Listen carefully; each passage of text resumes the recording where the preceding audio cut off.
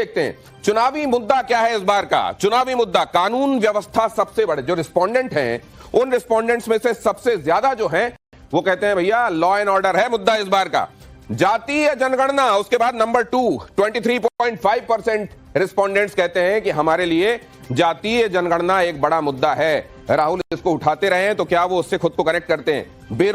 बेरोजगारी 21.2% लोग कहते हैं हमारे लिए तो बेरोजगारी बड़ा मुद्दा है। ऑपरेशन सिंदूर पाकिस्तान को जवाब जैसा जो मुद्दा है 14.4% लोग इससे कनेक्ट करके खुद को देखते हैं। वोट चोरी बहुत हाल के दिनों में इसको विपक्ष की तरफ से उछाला गया है। 14% लोग कहते हैं कि हमारे लिए यह मुद्दा है। तो बिहार में सबसे बड़ा मुद्दा इसमें स्पष्ट दिखाई दे रहा है। अगर पहले और दूसरे की बात करें आप तो कानून व्यवस्था का और जातीय जनगणना का मुद्दा ये फर्स्ट एंड सेकंड पर है। अब जरा देखिए क्या आपको लगता है कि वोट चोरी की जो बात कही जा रही है, हालांकि वोट चोरी के संदर्भ में आपने देखा कि 14% रिस्पोंडेंट ये कहते हैं कि हाँ वोट चोरी जैसा मामला उनको कनेक्ट करता है। लेकिन वोट चोरी, क्या आपको लगता है कि वोट चोरी का दावा सही है? आप जब क्वेश्चन बनाते हैं तो क्वेश्चन में कई सवाल इस तरीके से रखते हैं सर्वे के दौरान कि अगर मान लीजिए कहीं कुछ ऐसा कहा जा रहा है जहां पर दिल की बात छिपाई जा रही है तो अगले सवाल में वो दिल की बात सतह पर आ जाए। अब यार यहां देखिए दावा सही है, 32% लोग कहते हैं कि ये जो वोट चोरी वाला दावा है सही है। दावा झूठा है, 59% लोग ये कहते हैं कि ये जो बातें की जा रही हैं ये इन दावों में दम नहीं है, वोट चोरी जैसा कुछ नहीं है। जहां 7.25 करोड़ वोटर्स की बात हो रही हो वहां 7.24 करोड़ तक अगर बात पहुंची तो ये नंबर इतना बड़ा नहीं है जो हट रहा है कि वहां वोट चोरी जैसा कुछ किया गया हो। कह नहीं सकते कहने वाले लोग भी साइजेबल है 9%। ये 9% लोग जो हैं वो कहते हैं कि हम इस बारे में कुछ कह नहीं सकते कि वाकई वोट चोरी जैसा कुछ हो रहा है कि नहीं हो रहा है। अब जरा इससे आगे बढ़िए। जेवीसी के सर्वे में अगली महत्वपूर्ण बात क्या है? बिहार में जातीय जनगणना से किसे फायदा होगा? बिहार में अगर जातीय जनगणना होती है तो उससे फायदा किसको होने वाला है? यह जरा देखिए क्या कहा जा रहा है। एनडीए को 47.1%, ये ज्यादा बहुत बड़ा चंक कह रहा है कि इससे फायदा एनडीए को। महागठबंधन को 37.2% लोग ऐसे हैं जो कह रहे हैं कि फायदा होने वाला है और स्थिति वही रहेगी, इससे बहुत ज्यादा फर्क नहीं आने वाला। 15.7% लोग ये भी कह रहे हैं। सबसे बड़ा मुद्दा क्या है? उस मुद्दे में एक महत्वपूर्ण मुद्दा वोट चोरी वाला, उससे लोग कैसे खुद को कनेक्ट कर रहे हैं। और यहां आपने देख ही लिया जातीय जनगणना वाले मुद्दे पर लोग क्या कह रहे हैं। बिहार में जातीय जनगणना से किसको फायदा होगा, ये 3 महत्वपूर्ण बिंदु हैं।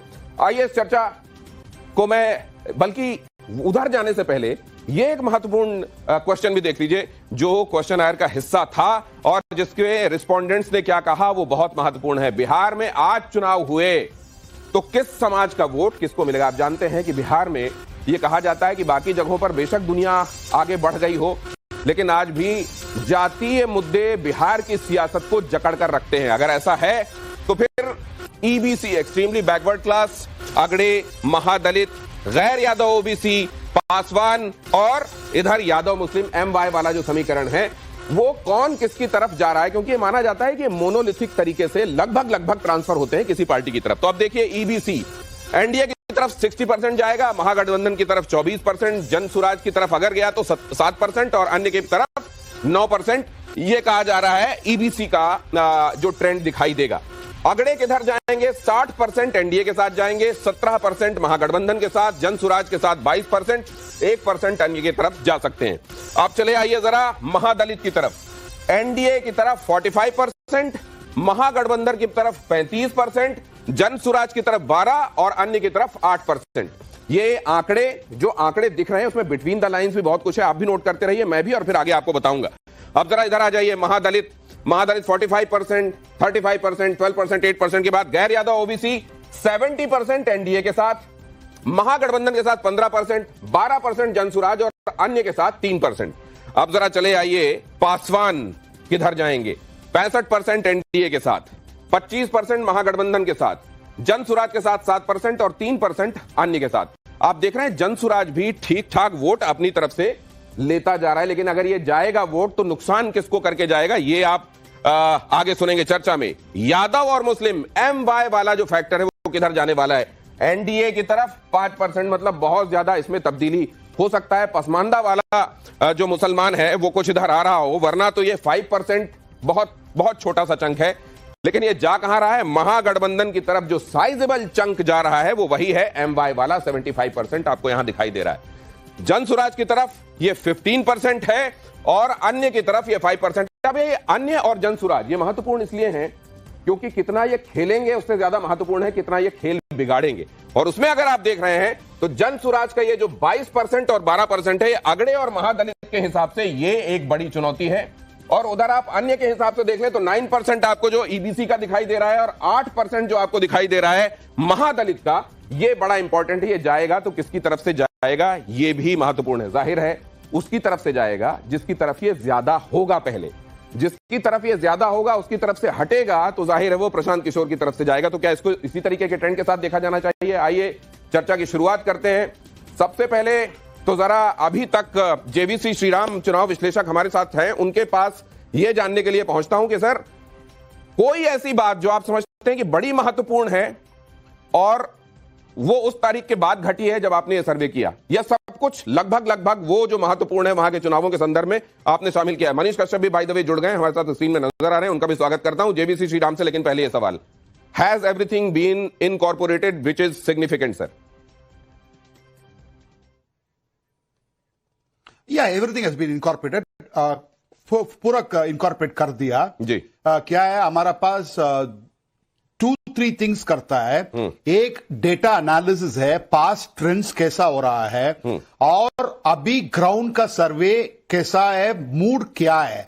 और मूड के लिए कास्ट पे बात कर सकते हैं। महादलित्स बीएसपी के लिए 2015 तक बीएसपी का बहुत अच्छा वोट शेयर है। उसका वोट शेयर थोड़ा महागठबंधन के जा रहा है, बट 12% इज सिग्निफिकेंट जन स्वराज का जा रहा है। ठीक है। और भूमियार का कैंडिडेट्स जन स्वराज फील कर सकते और राजपूत कैंडिडेट्स फील कर सकते। दिस 22% विल स्टे विद जन स्वराज। नहीं फील कर सकते, that will move towards the BJP because केंद्र है जन तो आप स्वराज कह रहे हैं का सर जो भी महत्वपूर्ण है वो इनकॉर्पोरेट किया गया है। मैं इसमें ये आगे ये भी आपसे जानूंगा कि ये जो यात्रा निकाली जा रही है अभी इंडी की तरफ से, वो कितना ग्राउंड में चीजों को, सिनेरियो को बदल सकती है। लेकिन उससे पहले जरा जाऊं मैं अनंत विजय, अभी तक जो आपने देखा इस सर्वे में जो महत्वपूर्ण बात आपको समझ में आ रही है, जो उल्लेखनीय है, अंडरलाइन करने वाली है, वो क्या है? देखिए, इस सर्वे में 2 उल्लेखनीय बात दिनेश जी मुझे समझ में आती है। एक तो वोट चोरी का मुद्दा नहीं है, ये मैं पहले दिन से कह रहा हूं। तेजस्वी जी ने जिस प्रकार से कानून व्यवस्था का मुद्दा उठाया था उसको उन्होंने पता नहीं जाने किस प्रभाव में या दबाव में उन्होंने छोड़ दिया, क्योंकि जिस प्रकार अस्पताल में दिन दहाड़े घुसकर दिनेश जी हत्या हुई थी और सरेआम बिहार की जनता ने उन हत्यारों को देखा था फरार होते, हत्या करके अस्पताल से पिस्टल लहराते हुए बाहर निकलते हुए, एक बड़ा मुद्दा बन सकता था कानून व्यवस्था का। उसके ठीक पहले एक कारोबारी की हत्या हुई थी गांधी मैदान के पास, वो भी एक बड़ा मुद्दा, और तेजस्वी जी ने ठीक उसका टेम्पो बनाया था कानून व्यवस्था के मुद्दे को लेकर। लेकिन ये वोट चोरी के मुद्दे में पता नहीं क्यों उन्होंने स्थानीय मुद्दे को अभी फिलहाल छोड़ा हुआ है। हो सकता है भविष्य में उसको उठाए। तो ये जो चुनावी मुद्दा दिखा रहा है आपका सर्वे, मुझे लगता है कि पूर्व में भी और भविष्य में भी सबसे बड़ा चुनावी मुद्दा यही होगा। और वोट चोरी का कोई प्रभाव, ये अकादमिक मुद्दे तो सर आप ये जो बात अनंत विजय कह रहे हैं कि लॉ एंड ऑर्डर ही मुद्दा रहने वाला है, तो फिर वो लोग जो कहते हैं कि जंगल राज से हम निकाल कर लाए हैं बिहार को यहां तक, फिर उनकी बातें वो लोगों के बीच में कैसे रेजोनेट होंगी, ये भी मैं आपसे समझूंगा। लेकिन मनीष कश्यप के पास जाना चाहता हूं। मनीष कश्यप, ये अगड़े में आप एक 22% का साइजेबल चंक ले जा रहे हैं सर्वे के हिसाब से, महादलित में 12% ले जा रहे हैं, मुस्लिम भी 15% आपकी तरफ ये दिखाई दे रहा है कि आपकी तरफ जाएंगे। इस तरह के ये वोट ले जाने के साथ आप वोट काटेंगे अलग अलग पार्टियों के, या आप अपनी उपस्थिति ऐसी दर्ज कराएंगे कि जो एक पॉलिटिकल पार्टी की होनी चाहिए? दिनेश जी देखिए, आज से 6 महीना पहले कोई जनसुराज को कंसीडर भी इस लेवल पे नहीं करता था। आज आप कंसीडर कर रहे हैं कि कम से कम हम लोग जो है वो 22%, अगड़े का, महादलित का जो है 12%, उसके बाद से पासवान का जो है 7%, मुस्लिम का जो है 15% हम लोग वोट जो है ले रहे हैं। आज आप ये कह रहे हैं अभी भी चुनाव में 90 दिन बाकी है और बिहार का जो भी एक्चुअल मुद्दा होता है उस मुद्दे पे जो है वो जनसुराज ही बात करती है। तो यकीन मानिए कि 90 दिन के अंदर अंदर सिनेरियो बदलने वाला है और प्रशांत किशोर के साथ जो है बिहार वो चलने वाला है। मनीष जी ये तो आप अच्छी बात है। देखिए, आपको इसी तरीके से अपनी पार्टी की बात रखनी चाहिए जैसे आप रख रहे हैं, लेकिन वोट आप किसका ज्यादा खींच ले रहे हैं अपनी तरफ? आपकी तरफ इंडी वाला आदमी ज्यादा जा रहा है, आपकी तरफ एनडीए वाला आदमी ज्यादा जा रहा है? कह रहे हैं कि आप लोगों का पढ़े लिखों में धमक है, तो वो कौन से तरह के लोग हैं, किस तरफ वो असल में इंक्लिनेशन रखते हैं जो आपकी तरफ जाएंगे? नहीं। किसका वोट काटेंगे आप? लोगों के साथ साथ पढ़े लिखे लोगों के साथ साथ बिहार में जो दिन में जो डाका डाल रहे हैं, जो अधिकारी जो करप्शन के नाम पे डाका डाल रहे हैं और जिससे बिहार के लोग परेशान हैं, वो लोग भी जनसुराज के साथ। धनंजय गिरी, प्रवक्ता भारतीय जनता पार्टी के, एक इनिशियल कमेंट उनसे रिमार्क लेता हूं। धनंजय गिरी, ये जो आपने देखा शुरुआत में, क्या दिखाई दे रहा है आपको इस बार? पहले से आपकी तस्वीर सुधर रही है, बिगड़ रही है, वैसी रहेगी, क्या होगा? नहीं, देखिए, नीतीश कुमार नरेंद्र मोदी के नेतृत्व में जो बिहार का विकास हुआ है, आप देखेंगे पिछले 20 साल से हम बिहार में हैं। क्यों? क्योंकि राजनीति में एक प्रो इनकम्बेंसी का शुरुआत हुई है। आज जो लोग इंडिया अलायंस के लोग सड़क पे घूम रहे हैं, चमचमाती हुई सड़कों से उनकी आंखें चकाचौंध है। वो रोड पर घूम रहे हैं, हम रोड मैप लेके खड़े हैं। हमने कितना काम किया है और आगे कितना काम करेंगे। रोड पर घूमने से नहीं वोट मिलता है। राहुल गांधी कहते हैं कि इतना घुमा, इतनी भीड़ आ गई, वोट क्यों नहीं मिला? भीड़ भारत का भविष्य नहीं। धनंजय जी, बड़ी विनम्रता से एक सवाल का जवाब आपसे चाहता हूं। अगर ऐसा है सर, आप वाकई प्रो इनकम्बेंसी बात कर रहे हैं, तो ये लॉ एंड ऑर्डर अभी भी नंबर 1 मुद्दा क्यों दिखाई दे रहा है? नंबर 1। नंबर 2, अगर ऐसा होता ही तो फिर आपको ये झड़ी क्यों लगानी पड़ती कि लो पेंशन बढ़ा देते हैं, लो किसान सलाहकार तुम भी ज्यादा पैसा लो पहले से, तुम लो संविदा वालों तुम भी ज्यादा, फिर ऐसा क्यों करना पड़ता आपको? आपसे उससे ज्यादा विनम्रता से मैं आपको जवाब देता हूं कि जब कांग्रेस ने सत्ता छोड़ी तो 13,132 करोड़ का बजट था। जब उन्होंने लालू के ललटेन में तेल डाला 15 साल तक 23,326 करोड़ का बजट था। आज 3,27,000 करोड़ के बजट तक हम ले गए। तो हम तो विकास को सतत प्रगतिशील करते जा रहे हैं। हम अकेले मेट्रो का बजट 13,665 करोड़ का, 23,665 करोड़, 13,665 करोड़ का लेके आए। कांग्रेस के पूरे स्टेट के बजट से ज्यादा हम अकेले एक प्रोजेक्ट का बजट लेके आए। तो 200 का पेंशन था, हम उसको 400 किए, आज 1100-1200 किए। तो हम तो लगातार सतत विकास करते जा रहे हैं। अब राहुल गांधी अपनी दीदी को लेकर के आए हैं, लेकिन नरेंद्र मोदी के साथ करोड़ों दीदी खड़े हैं, जो लखपति दीदी बनी है, जो ड्रोन दीदी बनी है। हमें मौका मिलता है तो हम समाज के लिए काम करते हैं, इन्हें मौका मिलता है परिवार के लिए काम करते हैं, हम प्रजातंत्र के लिए काम करते हैं। मोदी के सहारे नैया खेली जाएगी, आप ये कह रहे हैं? आप मैं देख रहा हूं कि मोदी पर आपका जोर ये बताता है कि आपका खेवनहार कौन है। लेकिन मैं आगे बढ़ूं उससे पहले जरा ए.के. वाजपेयी जी, बहुत जल्दी से आपसे जानना चाहता हूं, उस सवाल का बहुत अच्छा जवाब तो नहीं मिला। पहले से और अच्छी, बहुत अच्छी तस्वीर, बहुत मजबूत तस्वीर, उतनी ही वैसी ही प्रो इनकम्बेंसी के तहत जैसा आपने देखा, या पहले से कम? ईमानदार विश्लेषण आपका, सर्वे सामने है आपके। देखिए दिनेश जी, ऐसा है, जो हम लोगों ने टारगेट फिक्स किया है और जो काम जमीन पे चल रहा है उसके हिसाब से तो 2025 225 एनडीए लेके आने वाला है। और ये ऐसे ही खोखला दावा नहीं है हम लोगों का, जमीन पे जाके काम कर रहे हैं। अभी तो इन्होंने तो यात्रा करी है, हमने तो जाके घर घर जाके लोगों से मिले हैं, district wise block wise meeting की है, उसके बाद रैलियां भी करी है। अरे सर, लेकिन हेडक्वार्टर पे रैली पिछली बार तो साथ में नहीं थे ना आप लोग? 13 से 14 लाख करोड़ का। दूसरे लोग ये भी कहते हैं कि एलजेपी से जब पूछिएगा तो उनसे पूछ लीजिएगा कि उनके हेलीकॉप्टर की तरह तो उनका आकलन नहीं, कहीं ऊपर से तो नहीं देख रहे हैं चीजें, ग्राउंड वाली छोटी छोटी दिख रही हो या बड़ी बड़ी, कुछ उनका करीब न जाने एक्चुअलिटी दिख रही है उनको। दिनेश जी 100% रिजल्ट आया 2024 में। अरे 2024 में 100% रिजल्ट, 2014 में 100% रिजल्ट। हम लोग काम के बरसे जीते हैं और असेसमेंट कभी गलत नहीं होती है। हम लोग तो पार्टी और नेता हमारे जाने जाते हैं कि चीजों को सही मापते हैं, और इसी के हिसाब से हमको ये लग रहा है कि इस बार 65% वोट कम से कम हम लोग लेने जा रहे हैं। कंचना यादव से भी जरा, कंचना यादव, आपने देख लिया सबसे बड़ा मुद्दा क्या है? लोग एक पूरा ब्लॉक किस तरफ वोट करता रहा है, लेकिन जनसुराज के आने के बाद डायनेमिक्स क्या बदल रहे हैं, अदर्स के पास तरफ क्या जा रहा है, आपको क्या दिखाई दे रहा है? अभी तक आपने क्या रीड किया? देखिए, सबसे पहले तो मैं वाजपेयी जी को कहूंगी, कभी से क्या आप श्योर हैं कि आप एनडीए के साथ ही रहेंगे? कहीं ऐसा तो नहीं है कि आप अकेले से लड़े और किसी और के साथ जाएं और जो ट्राइपोलर बनाने की आप कोशिश करें? जिस तरीके से आपके स्क्रीन स्क्रीन पर दिखाया जा रहा है, दरअसल हमारा जो सर्वे है ग्राउंड पर, क्योंकि हम सब भी ग्राउंड पर हैं, सर्वे हमारा कहता है कि बिहार में इलेक्शन बाइपोलर है, इंडिया वर्सेस एनडीए। वहां पर ट्राइपोलर का कोई संभावना ही नहीं है।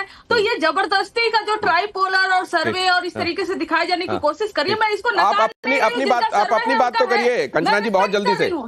सुन, सॉरी, एक सेकंड, मैं रेस्पेक्ट कर रही हूँ जिनका सर्वे है, लेकिन हमारा जो सर्वे कह रहा है वो ये कह रहा है कि बिहार में कहीं और कोई पार्टी एग्जिस्ट नहीं करती है, इंडिया वर्सेस इंडिया हो चुका है। तो ये फालतू का बनाने का नैरेटिव कोशिश हो रहा है, इससे कुछ होने जाने वाला नहीं है जी। मतलब आप ये कह रही हैं प्रशांत किशोर वगैरह कहीं कुछ नहीं है, केवल इंडी और इंडी ही है चारों तरफ? देखिए, नहीं, पिछली बार भी 2020 में एक पार्टी लॉन्च हुई थी, प्लूरल्स पार्टी करके, वो भी हवा में ऐसे ही उड़ गई। उनको भी एक ट्राइपोलर बनाने की कोशिश हो रही है, हर साल होता है ये एक्सपेरिमेंट, बीजेपी के द्वारा होता रहता है कि एक नई पार्टी लॉन्च करो, वो विपक्ष वालों का वोट कटवाओ, लेकिन ऐसा कुछ होता नहीं। इलेक्शन बिहार में बाइपोलर होकर देखिए, मैं बहुत जल्दी से जरा कांग्रेस से भी आपके साथी है, लेकिन आपने एक पृष्ठभूमि बना ली है तो अब उनको जवाब देने में यहाँ आसानी रहेगी। अश्विनी कुमार मिश्रा, आपसे भी जानना चाहता हूँ, मामला कितना हंकी डोरी आपके प्रोस्पेक्ट्स के हिसाब से दिखाई दे रहा है, क्योंकि यहां पर देखते चलिएगा हम क्या सर्वे में क्या फाइंडिंग्स है वो आपके सामने रख रहे हैं। दिनेश भाई, पहले तो जो सैंपल साइज है, हालांकि इसको आप बहुत बड़ा मानते हैं, बट एक्चुअल वोटर के कंपैरिजन में देखें तो हम 2000 पे एक सैंपल साइज है, इतना कम सैंपल साइज है, उससे जनता के मूड का पता लगाना बहुत मुश्किल है। हालांकि उन्होंने सर्वे किया है, मैं उनकी रिस्पेक्ट करता हूं। ठीक है। मुझे सर्वे से डेटा के साथ साथ सर्वे के क्वेश्चन भी थोड़े अजीब से लगे। जैसे आप जनता से पूछ रहे हैं कि जातिगत जनगणना होने से किसका फायदा होगा, इस सवाल का जवाब जनता से आप कैसे एक्सपेक्ट कर सकते हैं? जनता कैसे बताएगी? इसका आप कैसे आकलन करेंगे? रही बात बार बार प्रशांत किशोर को पोर्ट्रेट करने की कोशिश की जा रही, जैसे हमारी बहन कंचना। अरे नहीं, आपने महत्वपूर्ण बात कही है, ये जेवीसी श्रीराम से पूछ लीजिए, कोई नेता जेवीसी श्रीराम से जल्दी से पूछ लीजिए। आगे मैं मिश्रा जी, महत्वपूर्ण बात है आपने जो कही है कि आपने रिस्पोंडेंट से ये क्यों पूछा कि जातीय जनगणना से किसको फायदा होगा? जेवीसी श्रीराम, जल्दी से। ये इसे 18% ऑफ द वोट्स पहले 2020 पे इंडिपेंडेंस और छोटा पार्टीज का गया, इसका रिकॉर्ड पे है। हमारा सैंपल साइज कम है, बट हमारा बजट के लिए सैंपल साइज कर दिया, और हमारा रिसर्च भी है, हमारा ऑडिट भी है। आपके लिए थोड़ा सर्वेस है, 3000 2500 सैंपल साइज के लिए आप अप्रिशिएट करता है कांग्रेस लोग। ओके, आगे बढ़ना पड़ेगा, वरना ये सारे फिगर्स मैं आपके सामने रख नहीं पाऊंगा। कंचना यादव कुछ कहना चाहती है, लेकिन पहले देख लीजिए जरा अब अगला महत्वपूर्ण मसला इस सर्वे का, वो देखिए आरजेडी में अंदरूनी कलह को आप कैसे देखते हैं? आरजेडी में अंदरूनी कलह, हालांकि इसमें कंचना कह सकती है कि मान के आप कैसे चल रहे हैं कि अंदरूनी कलह है, लेकिन इसके लिए देख लिया जाना चाहिए कि दोनों भाइयों की तरफ से क्या स्टेटमेंट। परिवार का मामला है 45%, लालू परिवार में लड़ाई है 34.7%, नाटक है और मार्केटिंग की रणनीति है 10